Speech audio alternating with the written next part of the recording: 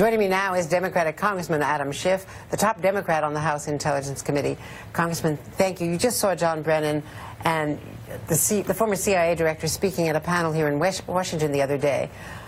Makes the point that if the president himself keeps saying it's a hoax, it's not real, it didn't happen, it's fake news, then how are people going to even accept the results of your committee, the Senate committee, or most importantly, Robert Mueller?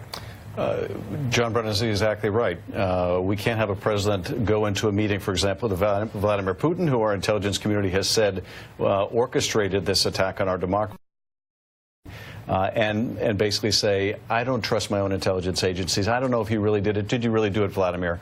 That so denigrates these professionals within the intelligence community, and it sends a signal not only to the Russians but to Americans as well, that we should be disbelieving of our own intelligence community when it concerns an adversary.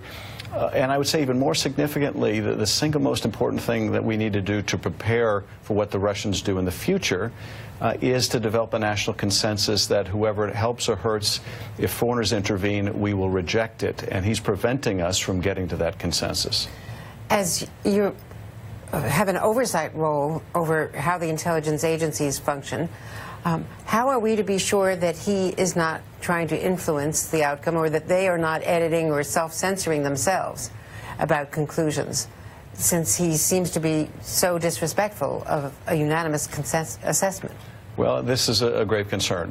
We want to make sure there's never any politicization of intelligence. And, you know, one of the issues, in addition to Russia, that concerns me a great deal is the president has made it clear in various ways that he would like to find Iran in noncompliance with the nuclear deal. I want to make sure, as a part of my oversight function, that that priority of the president's, that misplaced priority, in my view, is not going to result in any coloring of the intelligence we get from the IC. Now, I don't see any evidence of that. In fact, I don't see any evidence of Iranian noncompliance with the parameters of the deal. But that does concern me, that he is willing to put that kind of pressure on the IC. On the intelligence community, known as the IC, among the community. The other point here is that the president's Secretary of State, who has argued behind the scenes that they are complying, and General Mattis said that to the Armed Services Committee the other day, the Defense Secretary, how will the Secretary of State, now that he is fighting to keep his job and bending over backwards after being exposed as being in a silent war with the president, how do we know that he will fight to keep these assessments valid? Well, I mean, there are enormous problems created by this whole situation, and if you look at, for example, at the situation with North Korea, where the president undercut the Secretary of State in his efforts, these issues aren't unrelated. If the Secretary of State says Iran is in compliance, and then the President of the United States says we're going to certify that they're not, what message are we sending to North Korea? And that is a very real, immediate problem. How can we hope ultimately to enter into some kind of a negotiated end to the North Korean program if the President is signaling he'll disregard the evidence and find Iran in noncompliance, or maybe next time North Korea in noncompliance? This poses an enormous challenge to Secretary Tillerson being able to do his job effectively.